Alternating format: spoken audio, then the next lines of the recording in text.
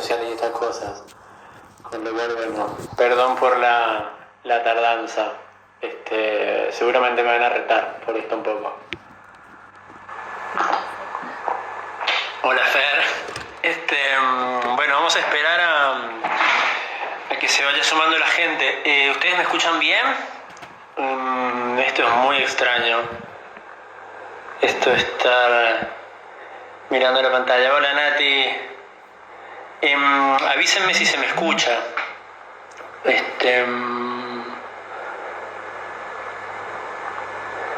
¿Sí?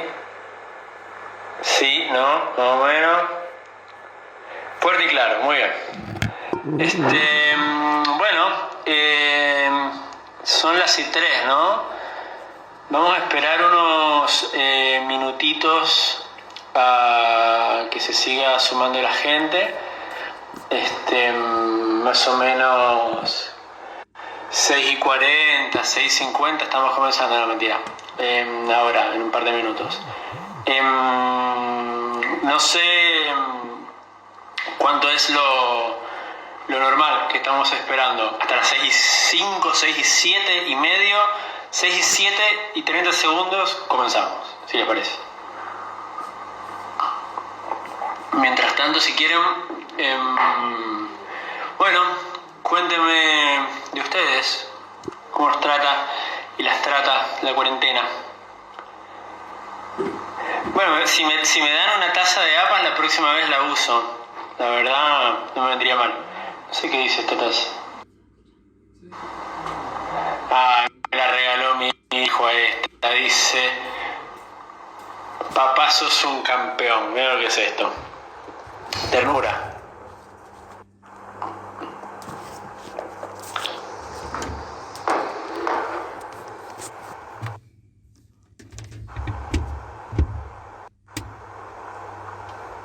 Hola chiques, ¿cómo van? Hola Gonza. Hola Abby.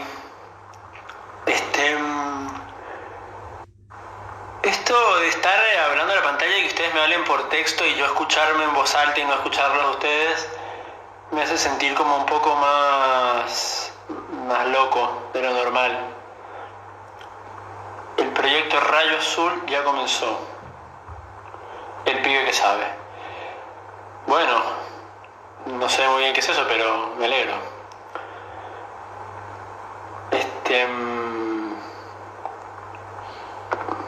A ver.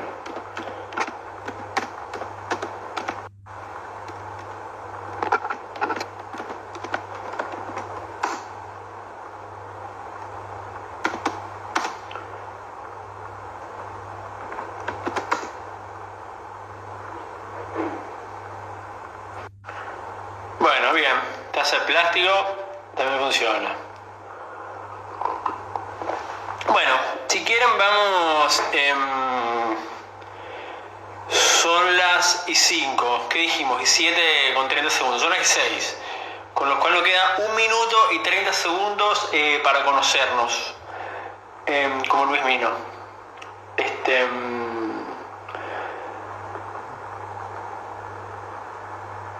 Se sigue sumando gente, un montón de gente. Sí. El proyecto Blue Beam es una teoría de conspiración. Bueno, genial. Cuando lleguemos a la parte de preguntas, te voy a preguntar por esto. Así me explicas bien.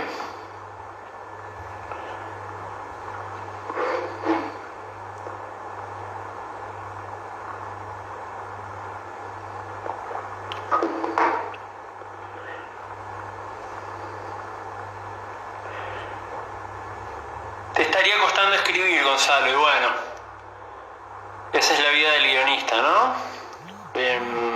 Luchar contra uno mismo. Pero vienes bien, amigo. No te me caigas. Mándame lo que estás haciendo, así lo vamos viendo y avanzamos. Que si...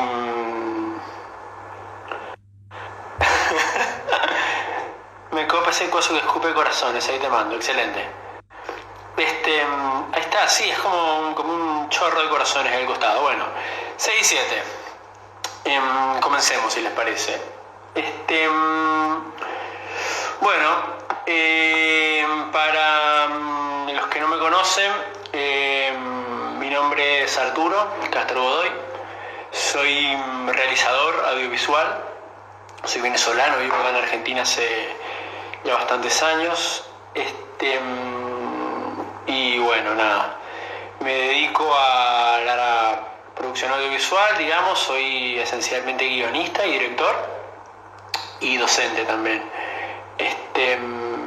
Comencé desde la escritura, digamos, y después comencé a dirigir.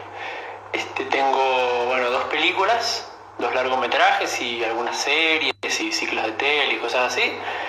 Con lo cual, bueno, he trabajado prácticamente en todos los formatos, en serie web, tele, cine, corto, largo, y bueno, nada, tengo como esa experiencia. En primer lugar, bueno, quiero agradecerle a la gente de APAS y de SET por la invitación, también agradecerle a todas las otras personas que han estado haciendo estos vivos, han estado súper interesantes, he podido ver varios y bueno, nada, para mí está buenísimo estos espacios, digamos, en este momento tan raro en el que estamos todos tan separados, nada, poder por lo menos juntarnos un ratito y pensar en cosas y organizarnos un poco la cabeza para cuando esto se termine, ¿no? Que ojalá sea pronto y de la mejor manera. Bueno, mi idea del día de hoy es compartir con ustedes como algunas reflexiones, como algunos mecanismos, como algunas ideas respecto a trabajar escribiendo y dirigiendo audiovisuales, que es básicamente lo que yo hago. Como estamos, bueno, haciendo esto del vivo de Instagram, que es como una metodología bastante particular, yo no los escucho necesariamente en tiempo real, si bien algunas preguntas las puedo cazar mientras hablo, pero bueno, sí voy a estar pendiente de lo que van escribiendo y si puedo voy a ir retomando las cosas que van planteando, pero de todas maneras, en el caso de que no, después, cuando más o menos terminemos de charlar, sí estaría bueno que nos demos un espacio para hacer un ida y vuelta, digamos, para que yo lea sus preguntas y podamos conversar más fluido, si les parece. Bueno, como para comenzar, yo tenía ganas de hablar con ustedes sobre producir, ¿no es cierto? En este caso sobre producir contenidos audiovisuales, sobre producir que nuestro rubro comienza con un proyecto, ¿no? Un desarrollo de proyecto que pueden hacer de diferentes maneras, pero que normalmente nace con una idea o con algo que tiene que ver con una historia o con algo que se puede poner en un guión, ¿no es cierto? Entonces, una de las cosas que a mí siempre me ha ocupado, digamos, es esta cuestión de este mandato de producir, ¿no es cierto? Esta necesidad de producir, esta casi obligación que tenemos los realizadores y las realizadoras de producir. Parece que, bueno, si no estamos produciendo, si no estamos generando algo nuevo, si no estamos pensando algo, si no estamos trabajando algo, entonces es como que estamos perdiendo el tiempo. Yo siento que esto tiene que ver con 2 cosas, ¿no es cierto? Al menos en mi caso. En primer lugar, tiene que ver con, capitalismo puro y duro, ¿no? Si no escribimos, si no dirigimos, no comemos, básicamente. Si yo no escribo, si yo no dirijo, no puedo pagar la escuela a mis hijos. Entonces tengo que escribir. Y además hay un segundo motor, que es el deseo propio, en mi caso. Y en el caso de la gente que escribe normalmente, ¿no? El que no siente ese deseo de escribir, no se obligue y libérese de este peso de entrada. Pero bueno, en mi experiencia, digamos, soy una persona que escribe muchas cosas al mismo tiempo. Me estoy desarrollando proyectos, porque bueno, sabrán que los proyectos son largos desde que comienzas a escribirlos hasta que finalmente logras llevarlos adelante, juntar el dinero y etcétera. Entonces, como para que esa rueda no se detenga, yo he encontrado que la manera que a mí me conviene más es estar desarrollando varias cosas al mismo tiempo y no parar. Porque cuando se arma una cosa, ya está comenzando a armarse la otra y así va. Entonces, en mi caso, bueno, digamos, antes de filmar mi primera película ya tenía escrito el guión de la segunda, y antes de filmar la segunda ya tenía escrito el guión de la tercera. Y ahora que estoy, digamos, por filmar la tercera, me ocurre como esta necesidad de, bueno, de seguir con la máquina, y me ha llevado a ponerme a pensar en estas cuestiones, digamos, de por qué producimos, qué es lo que nos lleva a escribir, qué es lo que me lleva a escribir, cómo elegir también, ¿no? Qué es lo que se quiere contar. En este periodo entre mi segunda película y mi tercera película, he comenzado a escribir y he llevado hasta el final, como más o menos, serán 3 o 4 guiones que los escribí completos, digamos, historias que desarrollé hasta tener un guión terminado. Y sin embargo me pasa como por primera vez de no, bueno, una vez que los termino y que los avanzo y que los cierro y sé que funcionan, los veo que están bien, que pueden funcionar, entiendo lo que estoy buscando, bueno, no necesariamente me siento como convencido totalmente de que, bueno, de que ese es el proyecto que quiero encarar. Creo que tiene que ver un poco con la experiencia de saber que, bueno, de que cada proyecto que decidimos encarar realmente, que comenzamos a encarar realmente, es algo con lo que nos comprometemos por un montón de años. Y bueno, entonces ocurre de que necesitamos, o al menos yo necesito tener la seguridad de que el tema o la cuestión que quiero trabajar es algo que me va a seguir interesando por un montón de tiempo, ¿no es cierto?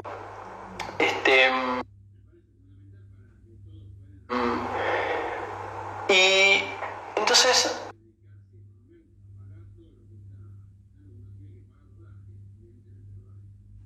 esto me lleva a pensar, digamos, en nuestra tarea como realizadores y realizadoras, en, bueno, ¿cómo hacemos para elegir, viste, lo que cada uno quiere contar? A mí hay una directora que me gusta mucho cómo trabaja, una italiana, que se llama Alice Rohrwacher, ¿no? Ella tiene 3 películas, que son Corpo Celeste, Las Maravillas y Lázaro Felice.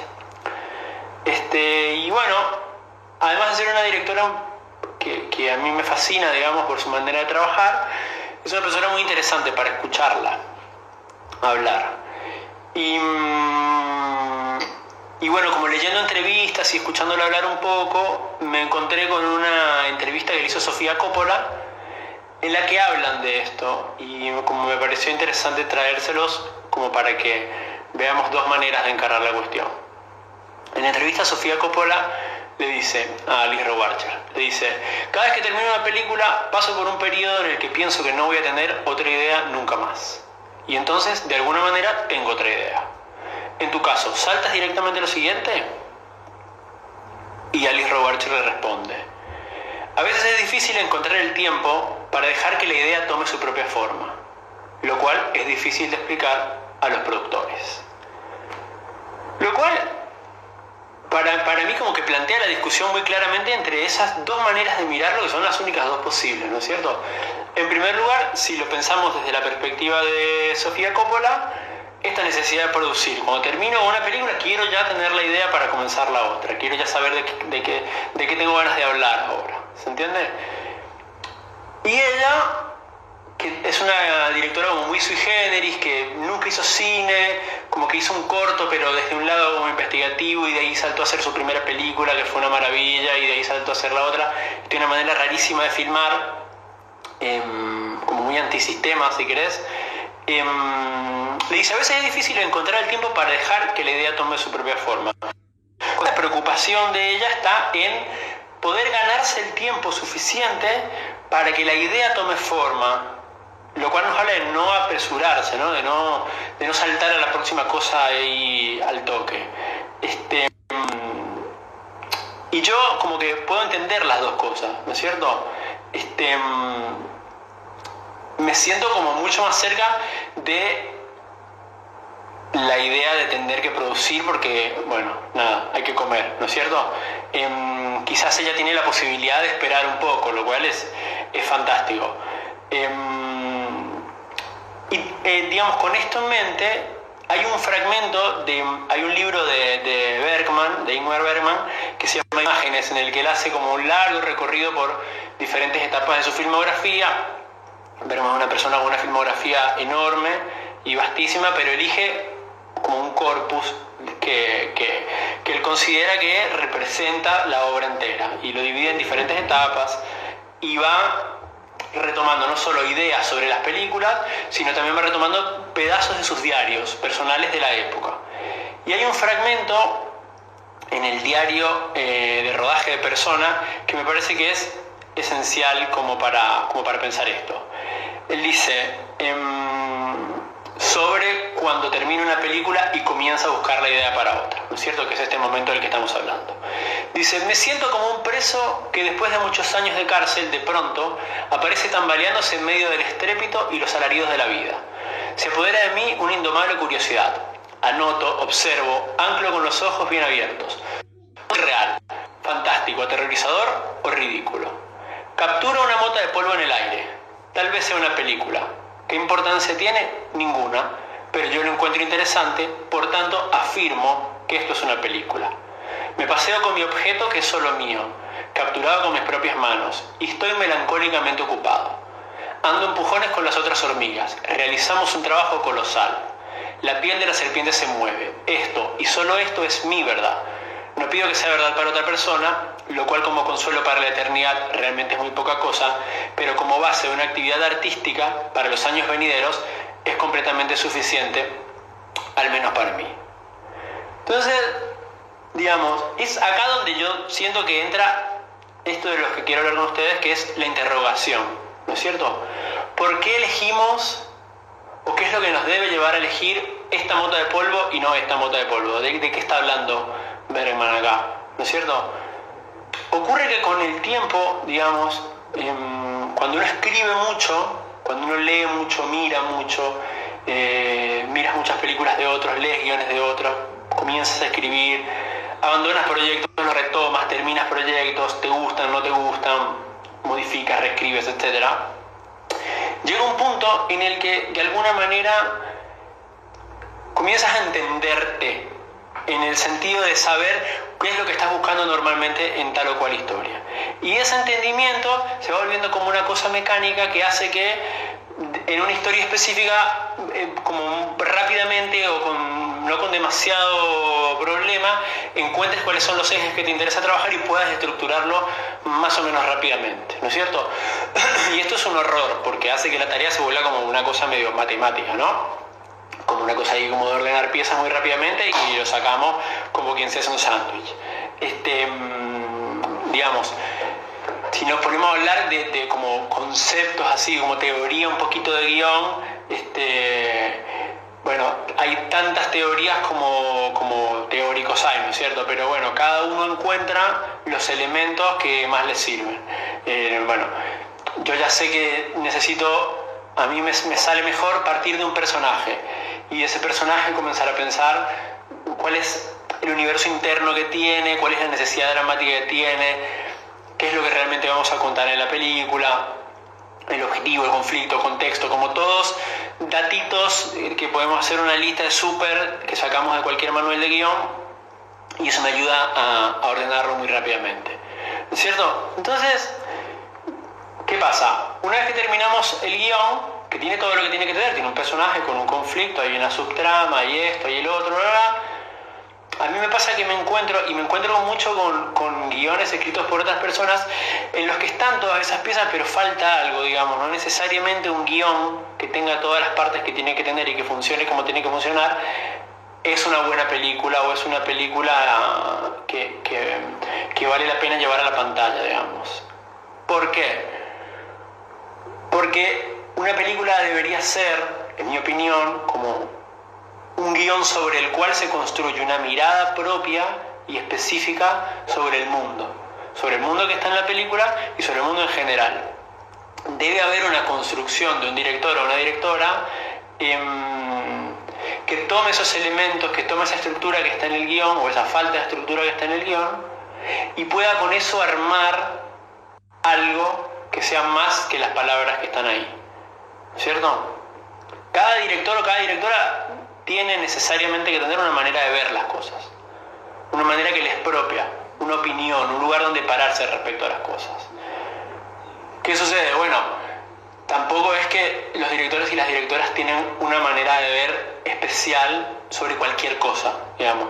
No es que nos vamos a sentar a hablar con Haneke y nos va a dar una mirada increíble sobre café con leche. El café con leche en realidad es tal cosa y ¡wow! Mira lo que pensó. O no es que nos vamos a sentar con la misma Alice Roberts y ella tiene una mirada específica sobre el color verde. No es necesariamente eso. Pero ahí es donde entra la interrogación y la necesidad de trabajar historias que significan algo para nosotros.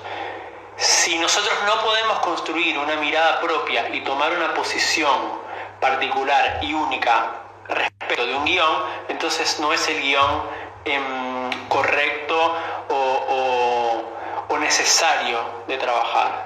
Y eso es lo que nos tiene que llevar a nosotros a saber qué es lo que tenemos que elegir, digamos. Cuando yo estaba escribiendo mi segunda película, tuve la suerte de trabajar con Anna Katz, digamos, que es una realizadora y una guionista fantástica de cine nacional, ¿no es cierto? Y ella tiene una manera de trabajar que para mí fue como completamente novedosa y me dijo algo que me quedó muchísimo. Ella, una vez que avanzamos y llegamos a terminar el guión, ¿qué pasa? Ella me dijo, bueno, listo, está listo, funciona. Ahora te recomiendo que hagas esto. Pasá 2 semanas y escribirlo de nuevo. Y vemos qué es lo que escribís, qué es lo que queda. Lo cual es una manera como súper radical de encarar el proceso, porque claro, si yo escribo el guión de nuevo, con todo el sufrimiento y trabajo que eso implica, lo que esté en esa segunda versión del guión va a ser fundamental, va a ser el corazón de la cuestión, ¿viste? Yo obviamente no escribí de nuevo el guión, pero ella decía como que esa reescritura radical de la cuestión es como irse al desierto. Y cuando uno está desarrollando un proyecto, cuando uno está escribiendo un guión, una historia, cuando uno quiere conocer a los personajes con los que está trabajando y quiere además también saber qué es lo que siente uno y qué es lo que piensa uno, encontrar esa mirada propia sobre la temática que vamos a tratar, es como irse al desierto, pero para irse al desierto tenés que tener determinadas herramientas, porque si no te mueres en el desierto. Y cuando vuelves sin nada o no vuelves. Se te bunca todo, ¿no es cierto? Entonces, cuando nosotros como que terminamos esa primera versión del guión y me dijo, bueno, ahora tenés las herramientas como para irte al desierto. Y ese irnos al desierto, ¿qué es lo que quiere decir? Quiere decir como atrevernos a interrogar y a desarmar todo y a través de la interrogación encontrar exactamente qué es lo que estamos seguros. Eso de lo que estamos seguros es una cosa normalmente muy chiquitita. Normalmente no estamos seguros casi de nada, ¿no es cierto? Pero tiene que haber una cosa que nos ayuda a medir todo el resto de las cosas. Hay un cineasta argentino que se llama Gustavo Fontán, que estuvo escribiendo una columna en una página de crítica cinematográfica que maneja Roger Cosa, que se llama Con los ojos abiertos. Se las recomiendo la página. Y bueno, la columna de Gustavo Fontán es muy interesante. Uno de los últimos textos, él habla, está como hablando de forma y contenido, ¿no es cierto? Una discusión tan antigua como el arte mismo. Y él llega a la conclusión de que uno tiene necesariamente que reinventarse de una película a la otra y encontrar absolutamente de nuevo, como si comenzáramos de cero, el lenguaje con el que vamos a contar la nueva historia. Como que la experiencia no es trasladable de un proyecto a otro, lo cual es sumamente arriesgado y nos hace estar como vulnerables ante la cuestión, pero al mismo tiempo nos asegura de que el proceso es completo y que no estamos haciendo como trampitas, ¿viste? Como repitiendo lo que funcionó del anterior, ¿no es cierto? Entonces él habla de una cosa que le dice principio poético, ¿no es cierto? Nosotros lo que tenemos que hacer es encontrar un principio poético, dice él. Y ese principio poético es, en palabras de él, una idea rectora, ideológica y sensible, con la que cotejar las decisiones de cada área. No nos da las soluciones, sino que nos da una referencia de cotejo. ¿Qué es este principio poético que tiene que ser ideológico y sensible? Es, para mí, eso que encontramos en el desierto, cuando nos vamos para allá. Nos atrevemos a poner todo en tela de juicio, todas las seguridades que tenemos las damos vuelta y dudamos de todo y de todos.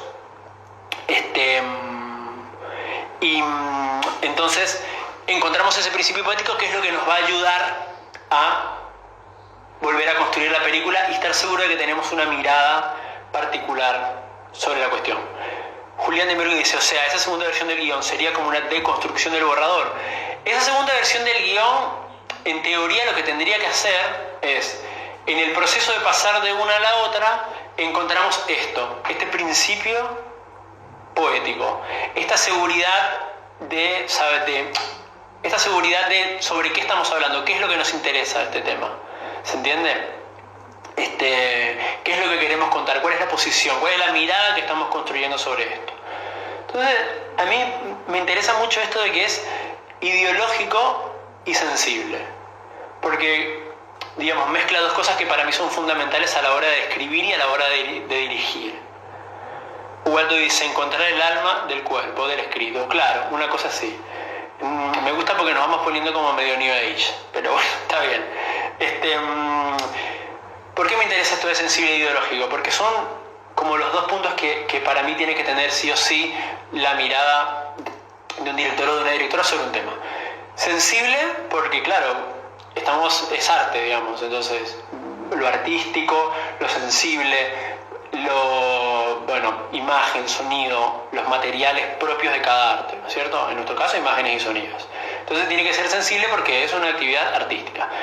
Pero me interesa más todavía lo ideológico, porque ¿qué significa que tiene que ser ideológico este principio poético? Que tiene que partir de una mirada sobre el mundo, que tiene que partir de una mirada que siempre necesariamente es política sobre el mundo de la película y sobre el mundo en el que vivimos realmente, el mundo de carne y hueso, ¿no es cierto? Es una idea que entonces necesita poner en juego un sistema de valores que es el nuestro, es nuestra mirada sobre una cosa, y para nosotros estar seguros de que podemos poner esa mirada al alcance de todos y todas, bueno, nos obligamos a interrogarnos hasta el hueso de por qué pensamos lo que pensamos. ¿Se entiende? Y esto es como un proceso largo y complicado, pero que termina siendo fundamental, ¿no es cierto? Entonces, ¿cómo se llega a este principio poético, o cómo se llega a esto que encontramos en el desierto, o cómo se llega a encontrar el corazón de lo que queremos contar y a darnos cuenta de realmente esta historia en la que estamos trabajando es en lo que queremos trabajar? Para mí se llega a través de la interrogación, simple y llanamente. Se pone todo en tela de juicio. Todas las certezas que creemos tener sobre lo que estamos contando las ponemos en tela de juicio, y de esa especie de masacre termina saliendo claramente una idea que es lo realmente neurálgico de la cuestión. Entonces, en este punto, para mí, después de esta interrogación masiva, lo que termina evidenciándose es precisamente el deseo personal, ¿cierto? El deseo siempre como la búsqueda de algo que sabemos que no necesariamente y que nunca vamos a alcanzar, pero que igual salimos a buscarlo porque eso es la vida, básicamente, ir y perseguir cosas. En este caso, ir y perseguir, tratar de decir algo sobre algo. Eso es lo que hacemos cuando hacemos una película, ¿no es cierto? O cuando hacemos un audiovisual. Entonces, este deseo, que finalmente, ¿qué es lo que quiero contar? ¿Cuál es la historia con la que me quedo? De todos estos guiones que comencé y terminé, ¿cuál es el que me interesa? ¿Me interesa alguno o no me interesa ninguno? Yo encuentro que la cuestión es encontrar qué es lo que es urgente para cada quien. ¿Se entiende?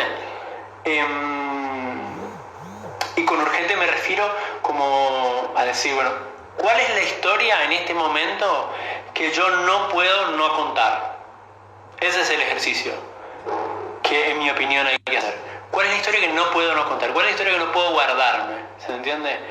Y si nosotros sentimos que la historia que estamos contando o la historia que hemos comenzado a trabajar podemos perfectamente no contarla y contar otra, entonces no es ese el proyecto en el que tenemos que estar trabajando.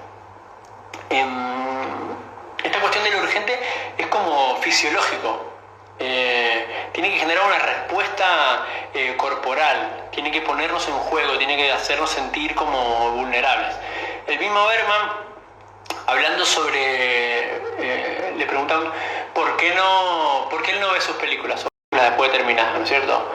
Que es una cosa que me pasa a mí también, ¿no? Hay cosas que deteste más que ver mis cosas filmadas una vez que las termino. Entonces él dice, las veces que me he visto obligado a mirar mis películas me he sentido sobreexcitado, con ganas de mear, con ganas de cagar, inquieto, a punto de llorar, enfadado, asustado, desgraciado, nostálgico, sentimental. Hacerlo me hizo darme cuenta firme y brutalmente de que había concebido la mayoría de las películas en las entrañas del alma, corazón, cerebro, nervios, genitales y sobre todo las tripas. ¿Qué es lo que yo entiendo de esto? Que todas las películas que él dirigió eran películas que eran urgentes para él, que le generaban una respuesta física porque era una necesidad vital encarar tal o cual historia, ¿cierto? Y esa respuesta fisiológica y física y mental, así como emocional, ante los materiales sobre los que trabajamos, cuando se da es porque necesariamente estamos poniendo en juego algo, estamos arriesgando algo, estamos hablando de algo que es fundamental para nosotros y eso necesariamente para mí hace que los materiales sean potentes, digamos. Cuando estamos hablando de algo que significa para nosotros algo importante en el mundo en el que vivimos y no estamos simplemente moviendo las piezas del guión o pensando en que tal plano es más lindo que tal plano, lo cual también forma parte de la cuestión, pero en un segundo plano, en mi opinión, ¿no es cierto? Entonces, digamos, ¿qué es lo que yo saco de todo esto? Que el proceso de escritura de un guión y ese paso que tiene que dar uno del guión a la dirección tiene necesariamente que ver con identificar cuáles son las cosas que nos resultan urgentes en determinado momento de nuestra vida. Violeta Viñati dice algo que te compromete, exacto, algo que te compromete, algo que signifique algo para ti más allá como más allá del mero juego audiovisual que está buenísimo, ¿no es cierto? Entonces, la cuestión es hablar como desde una mirada personal que se construye solamente abriéndonos a la posibilidad de tirar todo por tierra. Y esto significa desechar guiones enteros, esto significa dar vuelta a las cosas, esto significa darme cuenta de que el personaje que elegí no es el que tenía que elegir, que esta película no necesariamente es la que yo tenía que encarar, por más de que el guión esté buenísimo, por más de que el proyecto capaz es revendible, todo un montón de cosas que tienen que ver no necesariamente con una labor artística, ¿se entiende? En el mundo del audiovisual es muy fácil tomar decisiones pensando en cosas que no necesariamente tienen que ver con la cuestión artística. Temáticas que son vendibles, o festivaleras, o de actualidad. Pero si uno opta por ese camino, normalmente, en el 99% de los casos, lo que puede ocurrir en el mejor de los casos es que podamos armar un proyecto que funcione. Pero eso no va a tener vida real si detrás de eso no hay una mirada propia y un universo propio y una manera de pensar las cosas que tiene que ser absolutamente única lo cual es el trabajo de nosotros como directores y directoras, descubrir qué es eso en nosotros con respecto a tal cosa.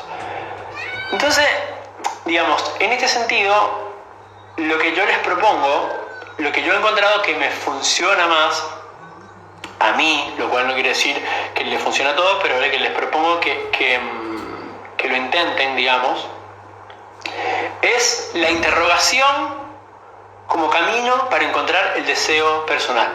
La interrogación de todo, poner en tela de juicio todo. Entonces, si les propongo que lo pensemos desde el guión, por ejemplo, ¿no? Decíamos que como hay tantas teorías de guión como teóricos, ¿no es cierto? Cada autor tiene su librito y cada uno tiene una manera específica de decirte, bueno, cómo se escribe un guión. Después que uno lee muchos, te vas quedando con los que te interesan más de cada uno, ¿no es cierto? Y armas como una especie de Frankenstein con conceptos que vas sacando de cada cosa. A mí, normalmente, me sirve pensar el desarrollo de un guión audiovisual y de una historia y de una película desde 5 elementos básicos. Que no quiere decir que vayan a estar los 5 funcionando de la manera en la que se los voy a plantear, porque como que cada historia, una vez que uno va trabajando, va encontrando una identidad propia y un balance propio entre todos estos elementos, ¿no es cierto? Pero los 5 elementos con los que yo comienzo a pensar los guiones son el personaje, el conflicto, el objetivo, el contexto y la necesidad dramática, ¿no es cierto? Esto es como una lista de supermercado que podemos sacar de cualquier manual de guión.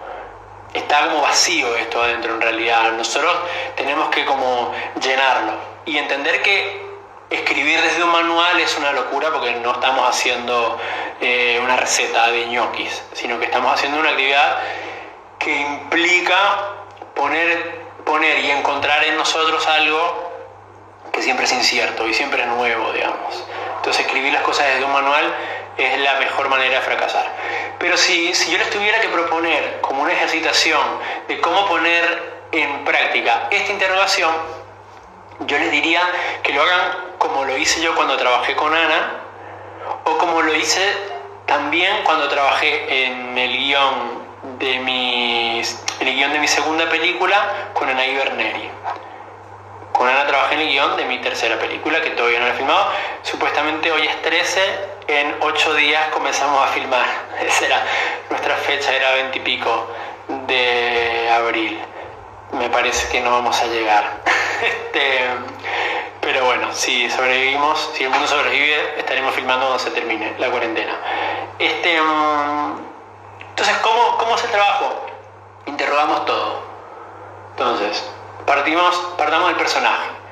El personaje en una historia que es básicamente el punto de vista, ¿no? Que organiza los elementos y los eventos.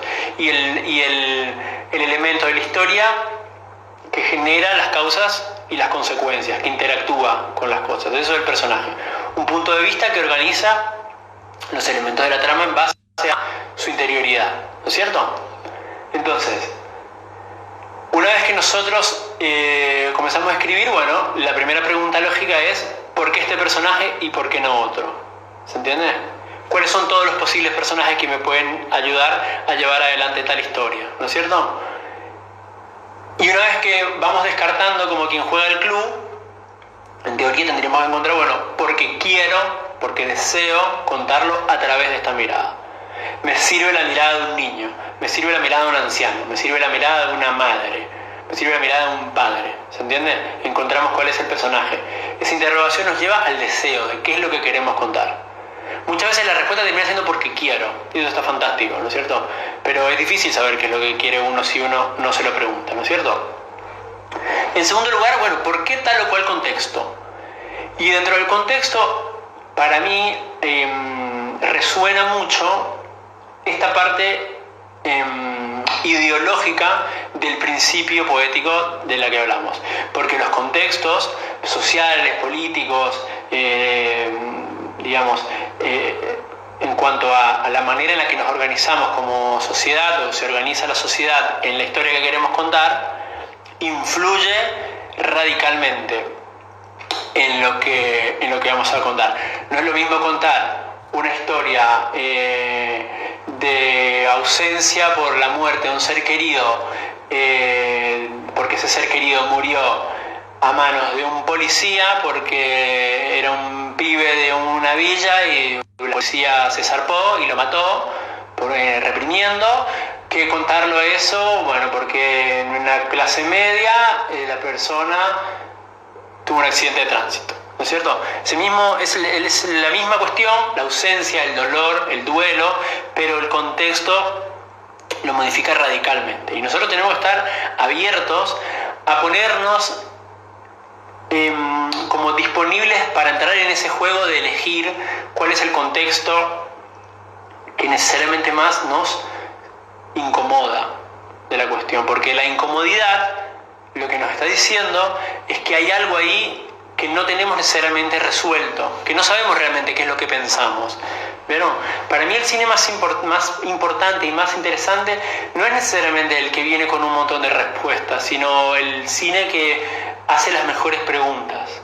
¿Se entiende?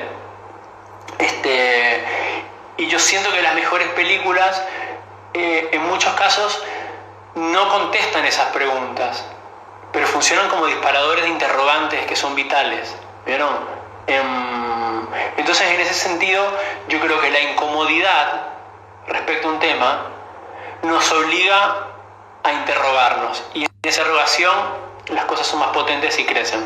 Porque si nosotros elegimos una historia que no nos incomoda, o la opción que es más fácil, bueno, esto es así porque es más sencillo que esto sea así, así, y no tengo que pensar mucho, precisamente no tengo que pensar mucho. Y si no tengo que pensar mucho, entonces como que, ¿qué es lo que estamos poniendo en juego ahí? Nada.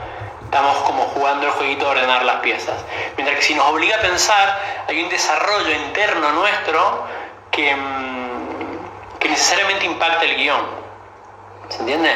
Por eso yo como que hago mucho hincapié en esto, en el sistema de valores, como en el punto de vista que nosotros tenemos respecto al mundo que nos rodea, no necesariamente solo respecto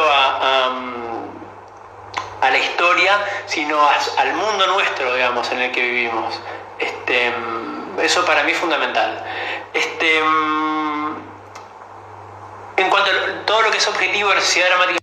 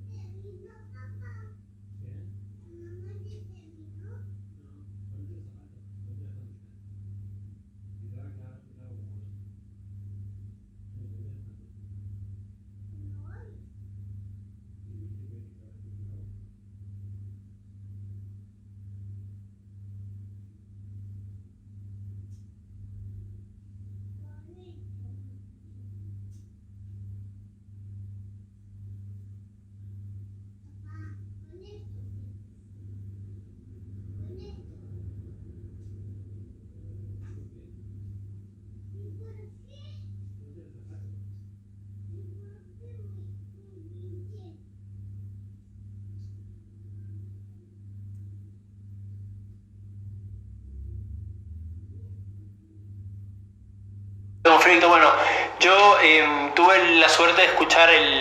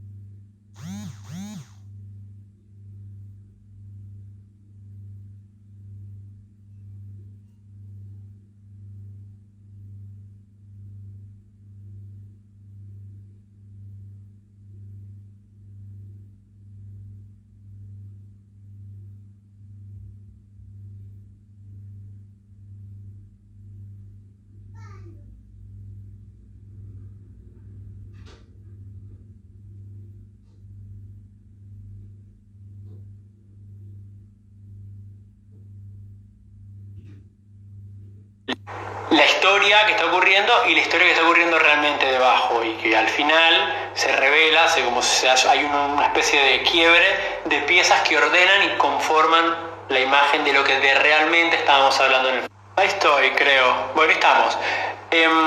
Nada, salí un toque, fui a correr a la costanera un segundito y volví. ¿Ahí me escuchan de nuevo? Avísenme si me escuchan y seguimos. No estoy seguro. Veo corazones. ¿Qué onda? ¿Se escucha? Retomar desde la incomodidad que impacta. Bueno, entonces decía que cuando encontramos ese lugar de incomodidad, es el lugar en el que yo siento que como que es más fértil, digamos. ¿Por qué? Porque nos obliga a pensar, porque nos obliga a tomar una posición respecto de lo que estamos contando y respecto del mundo que nos rodea. Y eso es lo más valioso a la hora de hacer arte, ¿no es cierto? Que el espectador pueda mirar a través de los ojos de un realizador o de una realizadora que tiene una mirada específica y única sobre un tema. Entonces, la interrogación como metodología de trabajo y el deseo como eso que tenemos que encontrar como resultado de toda esta interrogación, ¿no es cierto? No sé exactamente cuánto tiempo tenemos, pero me parece que estamos cerca de la hora. Según me dijeron, a la hora se corta automáticamente. Entonces, si les parece, yo les diría, cortemos, yo abro el video de nuevo, se vuelven a sumar y pasamos a la parte de preguntas. No me olvidé de que se iba a cortar a la hora, lo cual me hace sentir muy orgulloso de mí mismo. Y ustedes también, chicos, siéntanse orgullosos de esto que hemos logrado juntos. Ok, bueno, si quieren, vamos a preguntas.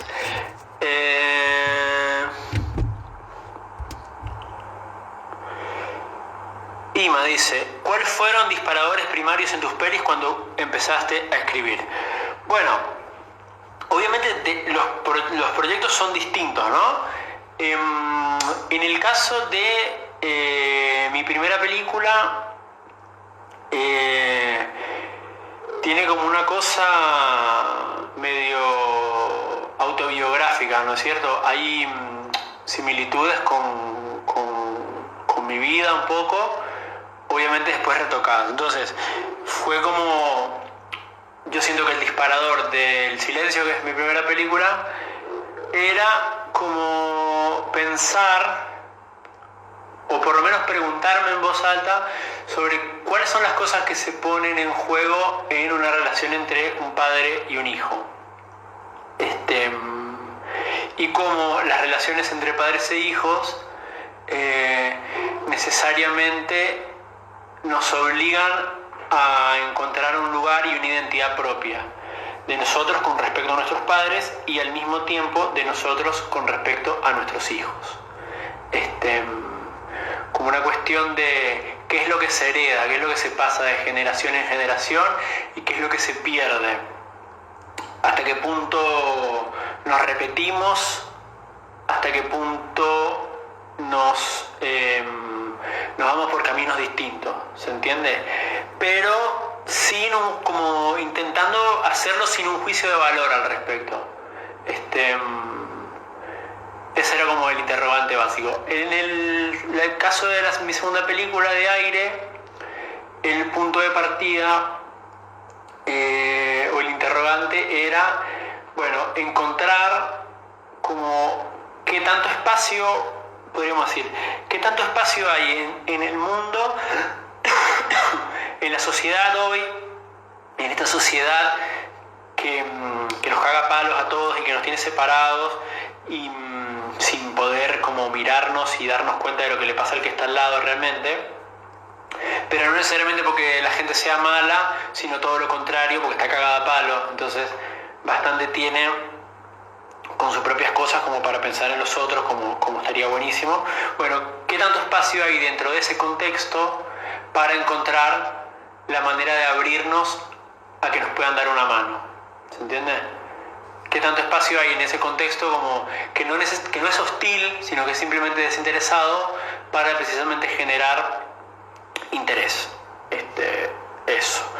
Y en cuanto a la tercera, bueno, te cuento cuando la filmo, si la filmo algún día, si se acaba la cuarentena. A ver, ¿quién más? Fabio Bonel dice: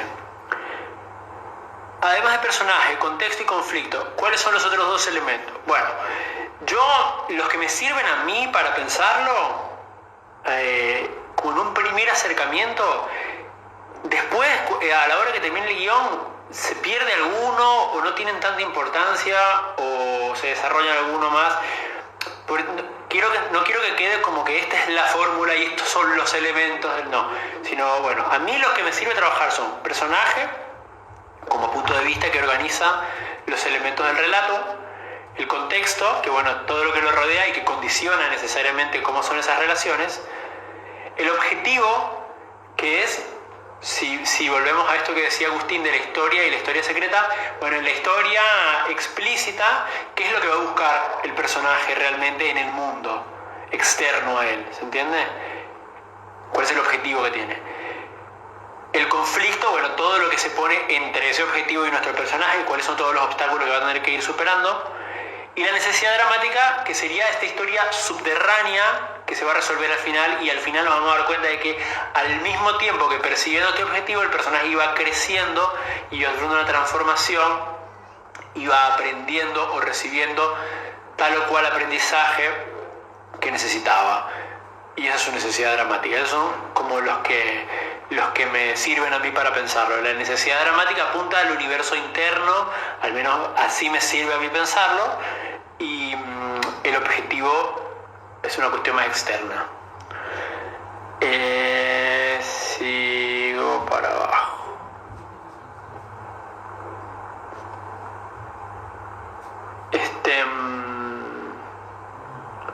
Bueno, creo que por ahí son las preguntas que han puesto hasta ahora.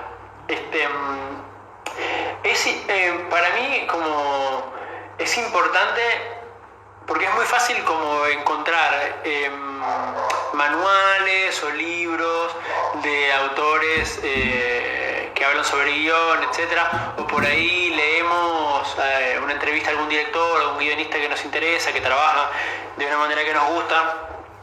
Y para mí es importante que tengan en cuenta que nunca estas cosas funcionan para todos. ¿Se entiende?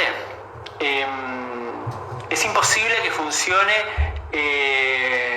la manera de trabajar de un director para otro director completamente, o de una directora para otra directora, o de una directora para otro director, o de un director para otra directora. Es imposible.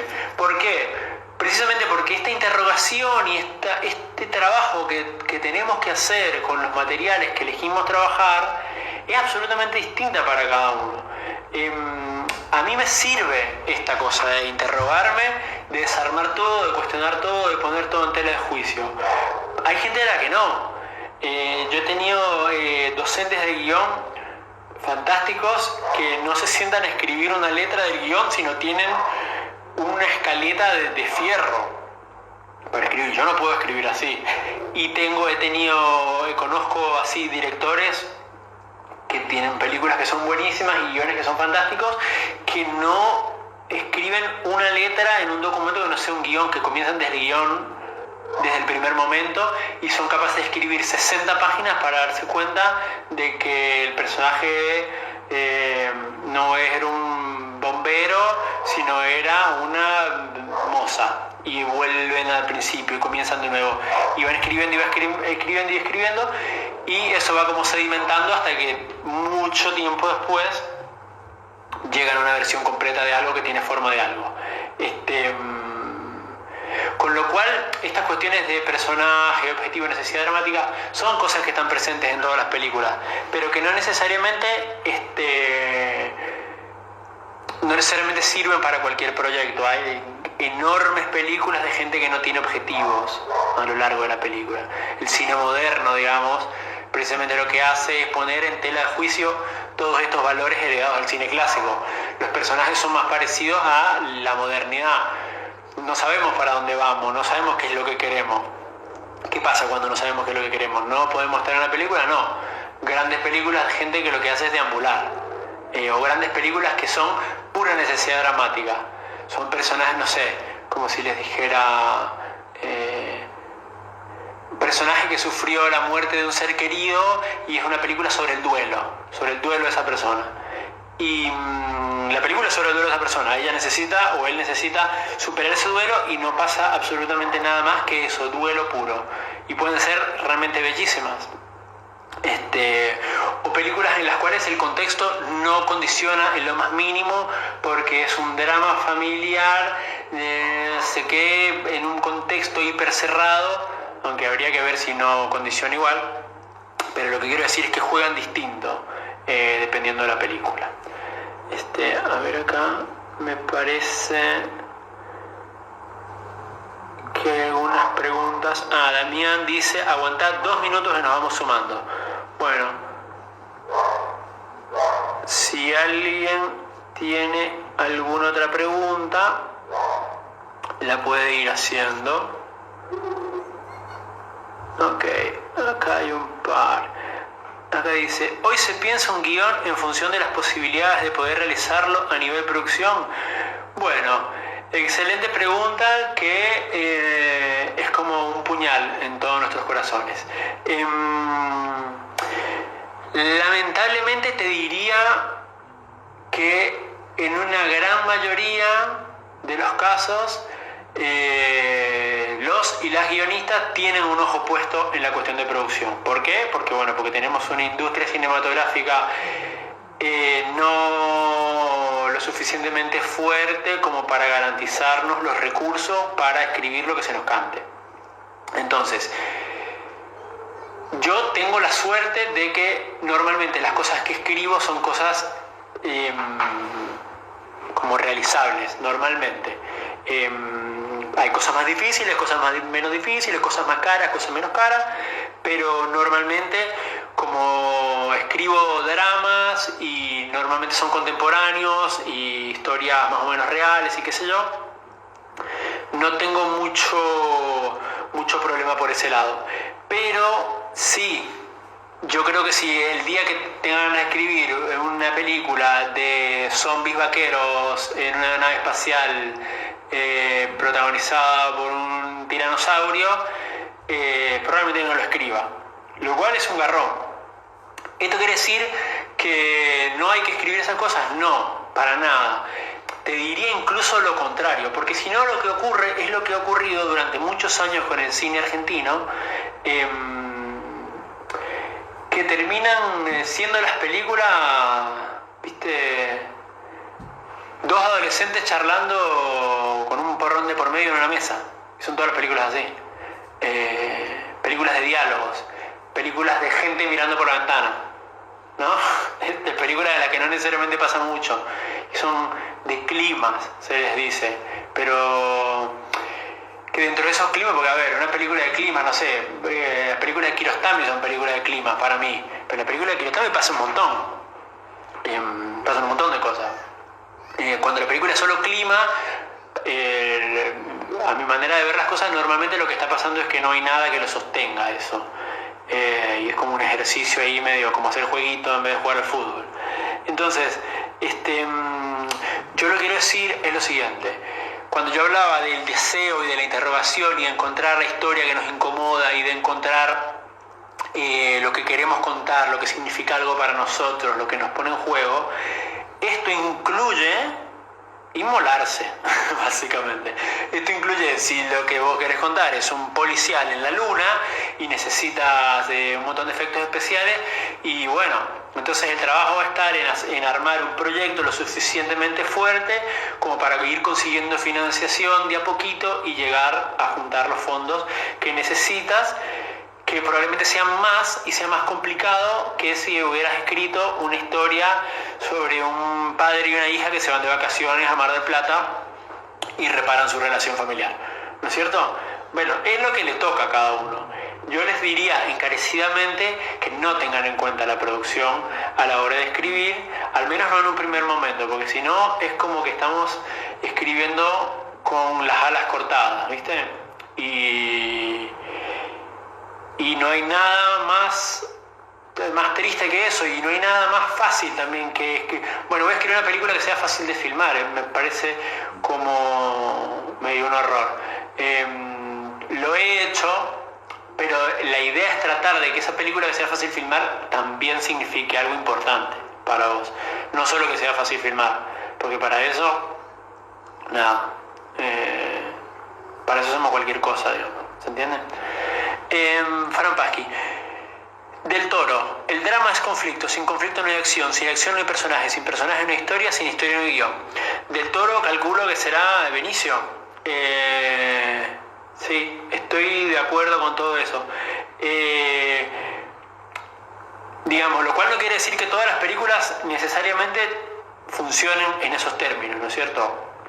El drama es conflicto. Sin conflicto no hay acción. Sin acción no hay personajes. Sin personajes no hay historia. Sin historia no hay guión. Bueno, sí, eso es una manera en la que todos esos elementos, si los balanceamos así, funcionan así. Pero hay grandes películas en la historia del cine que tenemos personajes que no tienen necesariamente conflictos o que funcionan como una especie de paréntesis entre dos momentos de acción, y precisamente de lo que se hace uso es de ese tiempo muerto para explorar otras cosas, y funcionan igual. Con lo cual no es que todas las películas tienen que tener acción o tienen que ser dramáticas o los personajes tienen que transformarse y luchar, y etc. ¿Cómo es la relación con producción respecto a un guión experimental que no puede tener un formato aceptable para concursos? Bueno, el cine experimental, mira, yo tengo un problema con esa categoría, digamos. ¿Qué es el cine experimental? ¿No? Para mí el cine es experimental, todo el cine es experimental. Ahora, que después haya experimentos que se normativicen y se conviertan en la norma, es otra cosa. Pero nosotros, nuestro trabajo como directores y directoras y como guionistas, es precisamente experimentar con los materiales que tenemos. Encontrar cuál es la mejor manera que tenemos para transmitir tal sensación o tal idea. Entonces, bueno, entiendo igual que te refieres con cine experimental a un tipo de cine que, bueno, que existe. Entonces decís, ¿cuál es la relación con producción teniendo en cuenta que no se acepta para concursos? Bueno, yo creo que hoy en día, afortunadamente, hay concursos y festivales y fondos prácticamente para cualquier tipo de cine. El cine experimental tiene un montón de fondos internacionales, que puede ser que sean más chiquitos o puede ser que sean más difíciles o que sea un nicho como más reducido. Lo que sí no va a ocurrir es que, bueno, no vas a hacer un estreno nacional con 100 salas, ¿viste? Como una película experimental. Pero sí hay un circuito alternativo que consume ese tipo de contenidos. Entonces yo te diría que si el proyecto experimental es realmente lo que quieres hacer, podés con un productor o una productora armar una estrategia lo suficientemente fuerte como para conseguir los fondos. Y si no, entonces te recomiendo que hagas la gran brezón y que pienses tus limitaciones como decisiones estéticas impuestas por el mundo que te rodea, y veas qué puedes hacer con eso. Y es un poco lo que nos pasa a todos. Con la primera película probablemente no puedes hacer todo lo que quieres, con la segunda tampoco, con la tercera, cuarta, quinta, sexta, no sé qué, algún día vas a poder hacer la película experimental que quieres. Mientras tanto vas dando pasos hacia eso, ¿se entiende? Y creo que estamos en un momento en el que la tecnología está lo suficientemente a disposición como para que la mayoría de las cosas podamos más o menos hacerlas, o por lo menos para que tengamos muchísimas posibilidades de cosas que podemos hacer sin tener un montón de fondos. Damián, ¿puede cambiar el guión mientras está filmando? No me refiero a su totalidad, pero sí a algunas escenas. Bueno, el guión en sí es un paso previo para otra cosa. Nunca es un documento terminado, nunca es algo terminado en sí. El guión es como un mapa, digamos, para que nos ayude más o menos a saber qué es lo que vamos a buscar en tal o cual momento. Entonces sí, sin duda que va cambiando, necesariamente cambia. Te diría que cambia hasta el último día de montaje, hasta el último día de mezcla de sonido. El guión cambia porque cuando uno comienza a intervenir, sobre todo en el rodaje, que es un momento en el que toda una cosa que es todo virtual se pone en el lugar y es el primer momento por el tipo de industria cinematográfica que tenemos. Si vos me decís, en Hollywood no. En Hollywood cuando van a filmar probablemente todas las cosas que están puestas enfrente de la cámara ya estuvieron frente a la cámara 20 veces. Nosotros, con los fondos que tenemos y la estructura cinematográfica que podemos manejar acá, la verdad es que el día del rodaje es la primera vez que tenemos a todo el elenco, con todo el vestuario, con todo el maquillaje, con todos los técnicos, con todos los extras, con toda la utilería, el arte, etcétera, en el lugar. Es la primera vez que lo vemos a eso a través de la cámara y el lente que vamos a utilizar. Entonces, hay una cosa que es enervante, pero al mismo tiempo mágica, que es lo imprevisible. Como hay directores y directoras que van y buscan lo que ya tienen previsto buscar, y eso está buenísimo y les puede funcionar muy bien. A mí me gusta un poco de eso, pero al mismo tiempo darme la libertad, mal que le pese a mi asistente de dirección, que aparte les cuento que la próxima charla es con Lautaro Perín, que bueno, va a hablar sobre asistencia de dirección, va a estar buenísima. Mal que le pese a mi asistente de dirección, darme la libertad de buscar y encontrar cosas nuevas. No sé, Godard tiene grandes películas hechas con un guión que era un párrafo. Hay gente que trabaja sin guión, básicamente, que trabaja con improvisación a pleno. Con lo cual yo creo que lo fundamental es encontrar la libertad como para balancear las dos cosas. Encontrar cosas nuevas y dejarte sorprender y poder aprovechar cosas que aparecen que no tenías previsto, porque la realidad siempre nos supera en cuanto a lo que nos puede llegar a ofrecer, pero al mismo tiempo no tirar todo por la borda por perseguir algo que apareció que capaz que no puedes filmar. ¿Cómo se llama la película de la persona esta que nombraste al principio que tiene una forma particular de hacer las cosas? ¿Cómo se llama la película? Película de la persona. La persona que tiene una forma particular de hacer las cosas, ella se llama Alice Rohrwacher. El apellido es medio impronunciable e inescribible. Pero las películas, las puedes encontrar así. Ella tiene 3 películas. La primera se llama Corpo Celeste. Corpo Celeste, es italiana ella. La segunda se llama Las Maravillas, o en italiano Le Meraviglie, se escribe. Y la tercera se llama Lázaro Felice, que hasta hace un tiempito estuvo en Netflix. Pero bueno, son 3 películas muy encontrables y muy recomendables. De una manera muy particular de dirigir, porque nunca fue directora, no tiene ningún tipo de educación, trabaja desde un lugar absolutamente intuitivo.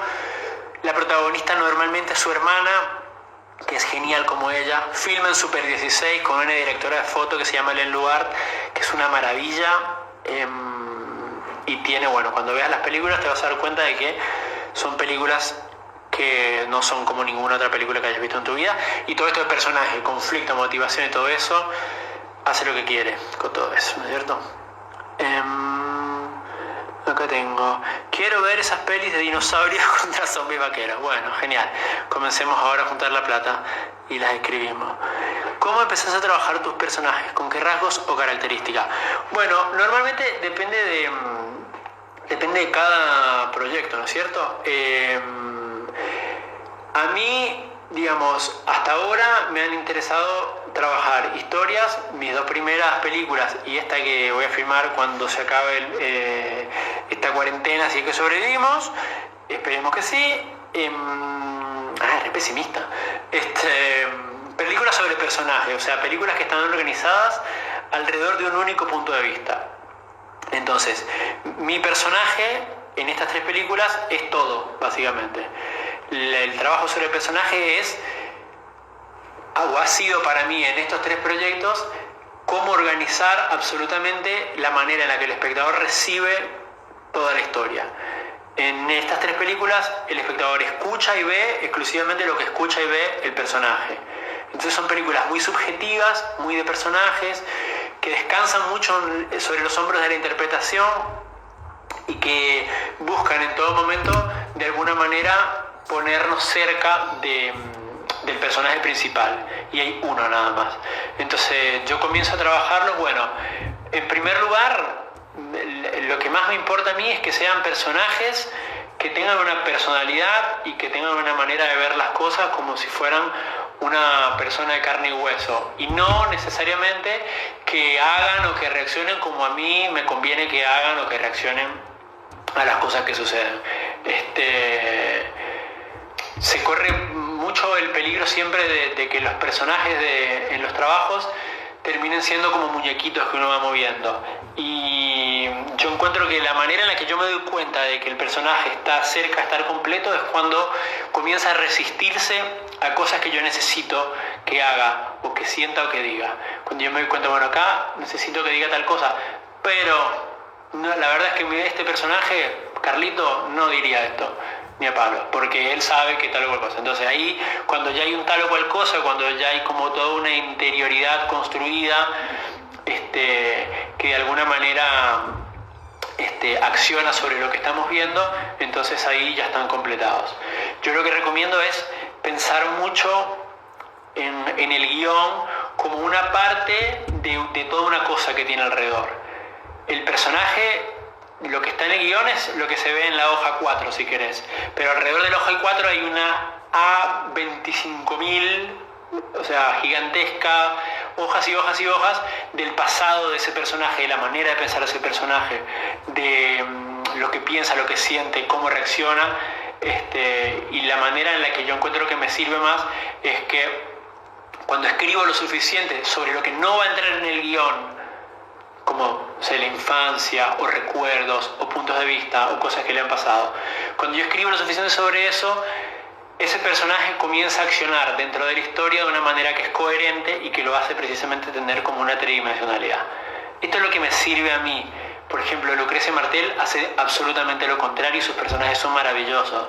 Ella todo el tiempo, y lo dice, intenta que los personajes escondan lo que están pensando, escondan lo que están sintiendo, porque siente que los personajes, para ella, como parafraseando de lo que le he escuchado decir, son más potentes porque en la vida normalmente estamos tratando de esconder lo que nos pasa. Entonces para ellas menos, y le funciona perfecto.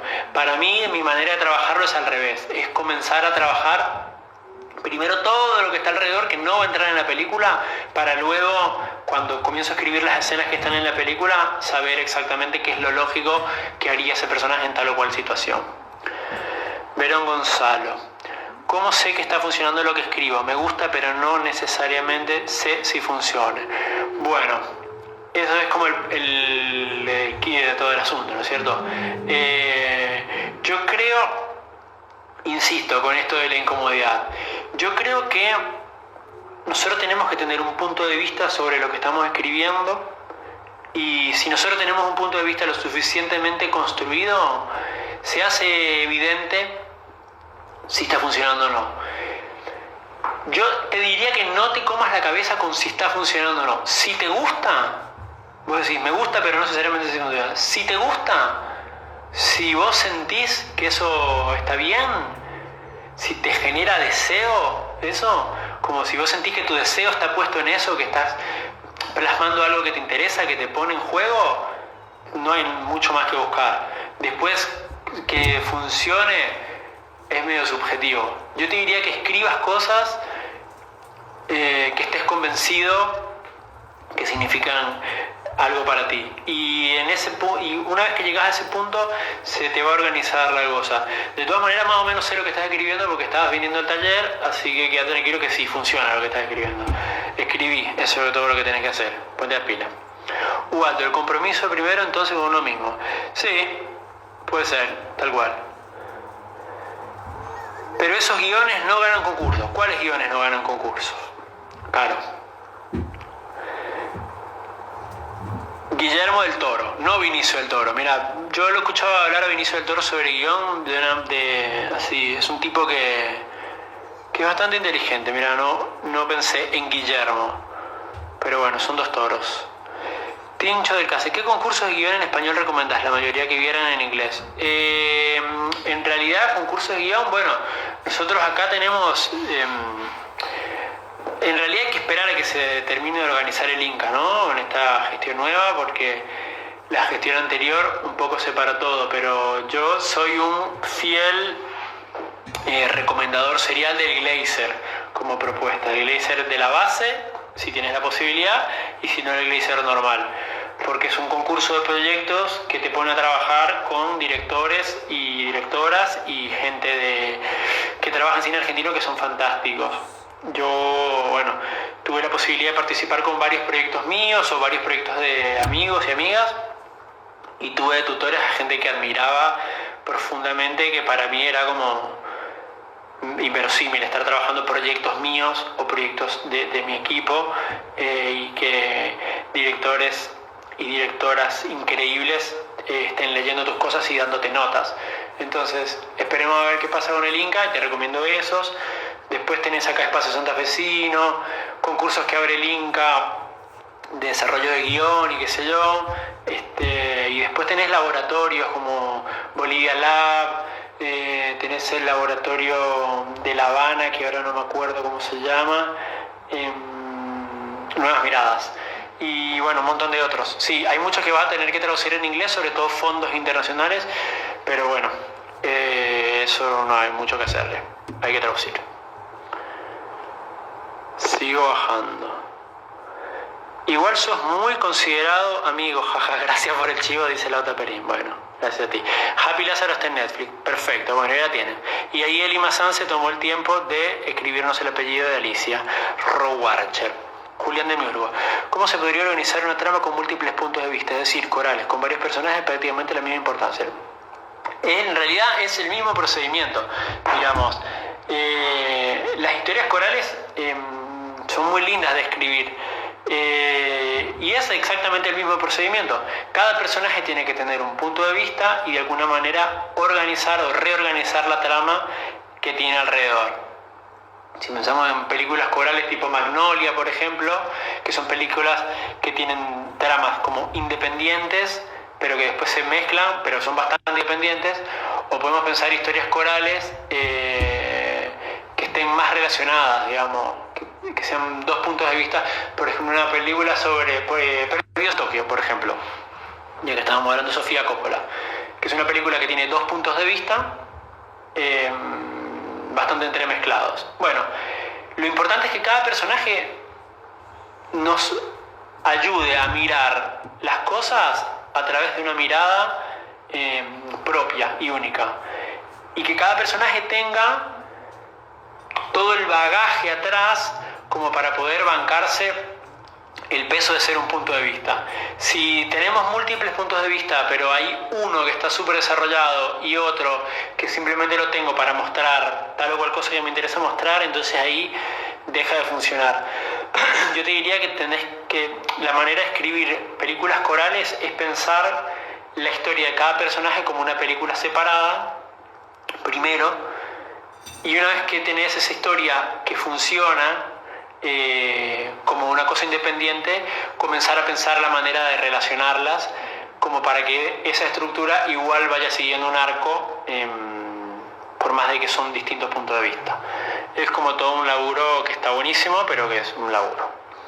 ¿Cómo es el laburo de un guionista cuando debe convertir una novela o libro en un guión? ¿Puede añadir una mirada distinta? Sí, yo creo que normalmente los mejores guiones sobre materiales literarios previos son precisamente los que hacen una traducción real de un lenguaje a otro. Son dos lenguajes distintos. En la literatura se pueden hacer cosas que no se pueden hacer en cine y viceversa.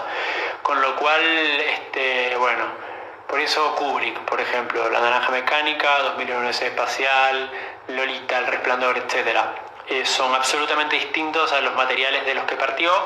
Tienen el mismo espíritu, tienen muchas de los mismos ingredientes, pero la mirada audiovisual y el lenguaje audiovisual es absolutamente distinto al literario, y eso está bueno tomarlo como algo para aprovechar y no como una debilidad, ¿no es cierto?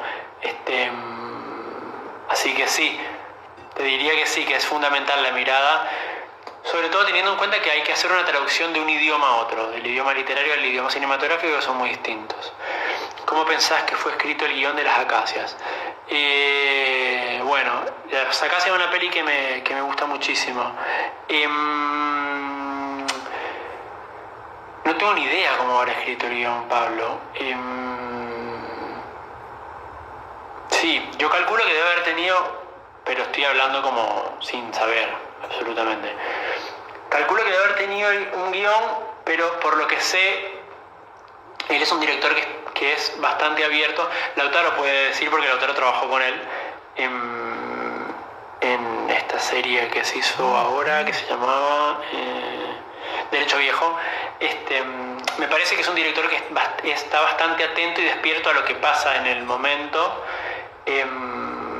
Y entonces eso, teniendo en cuenta que había un bebé y un montón de circunstancias ahí que no eran necesariamente planificables, seguramente se nutrió mucho de las contingencias, ¿viste? Es un director que a mí me gusta mucho, tiene como una sensibilidad y una manera de mirar que a mí me parece súper interesante, y me parece que eso tiene que ver precisamente con que es bastante fresco a la hora de acercarse a lo que está filmando, ¿viste? Yo tengo la sensación de que no debe ser tan rígido con lo que está escrito y debe ser bastante como flexible, así que bueno, pero no sabría decirte. Aire se puede ver en alguna plataforma, en este momento no. Los guiones que uno siente y son nuestra verdad poética en el mundo. Claro. No estoy de acuerdo con eso, che. Yo creo que mira, hay una cosa que yo he aprendido a las piñas, que es que nosotros cuando trabajamos en una disciplina artística tenemos uno de los principales aprendizajes y las cosas más importantes que vamos a aprender, y que mientras más rápido lo aprendamos mejor para nosotros, para nuestra psiquis, es a vivir con el rechazo. Vamos a ser rechazados toda la vida. Te pasa a ti, me pasa a mí, le pasa a tu director favorito y al mío también.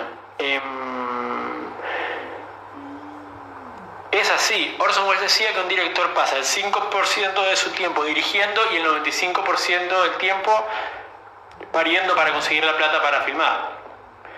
Es rechazo puro. Por cada sí son 10 no. Pero bueno, es un proceso. Y hay que aprender a convivir con el rechazo y a saber que el rechazo a veces es constructivo y vamos a obtener un aprendizaje de eso, y a veces es simple rechazo porque las cosas no necesariamente dependen de nosotros, porque tu guión justo lo leyó un jurado que no le gustan ese tipo de películas y justo le gustan otro tipo de películas de las que sí presentaron otros guiones, y justo ese día tal cosa y justo ese día tal otra, o justo iba a ganar, hay un proyecto increíble que es muy parecido al tuyo, capaz si no hubiera estado ese en trabajo, y así. Hay un montón de contingencias que nosotros no podemos manejar. Te diría que la manera que yo encontré de atravesar esto, lo que más me sirve a mí, es concentrarme en lo que sí depende de mí. Yo puedo concentrar, yo sé que depende de mí trabajar lo más que pueda las cosas. Después, saldrán o no saldrán, yo por experiencia te diría que la mayoría de las veces no salen y algunas veces salen. Pero por eso hay que intentar e insistir, insistir, insistir. Entonces, parte del trabajo es ser rechazado, y no necesariamente que el proyecto no gane es un fracaso, ¿viste? El trabajo sigue teniendo un valor por más de que no ganes el concurso. Así que bueno, seguimos.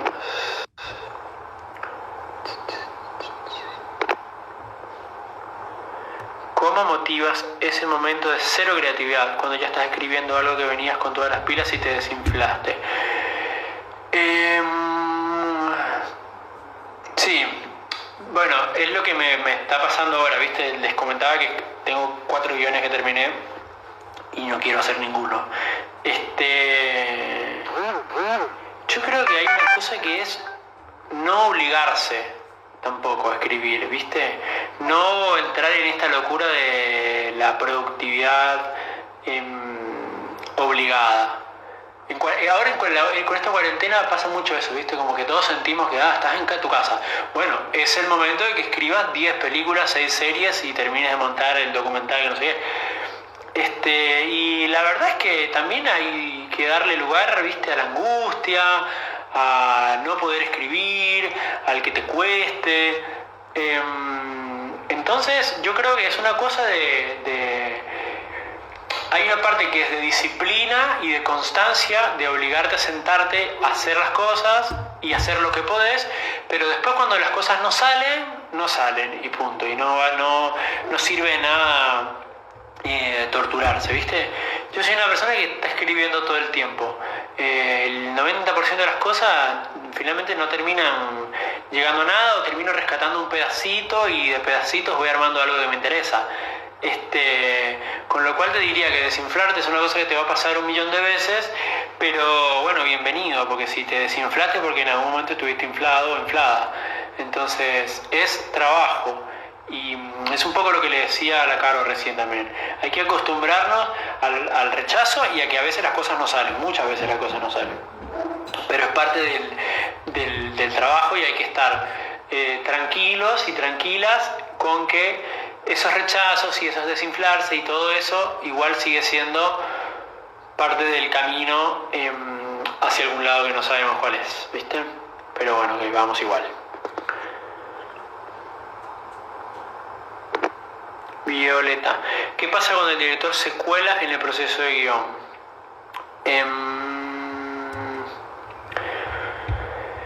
Mira, el guión y la dirección son dos cosas absolutamente distintas. A mí me pasa que yo escribo las cosas que dirijo, con lo cual nunca he vivido esto que me estás diciendo.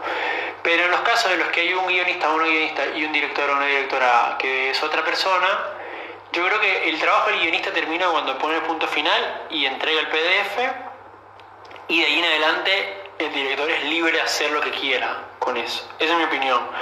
Porque el guión es un documento o un texto que es como un borrador, es una cosa en potencia sobre la cual se va a construir una película. No necesariamente la película se tiene que ajustar a rajatabla a ese guión y no necesariamente las inquietudes del director o la directora coinciden con las de la persona que escribió el guión. Y eso está perfecto y hay que entender que es así. Ahora, si vos me preguntás en el momento de la escritura, yo te diría que el director tiene que dejar al guionista escribir en paz y una vez que eso está terminado, sí, darle su propia impronta.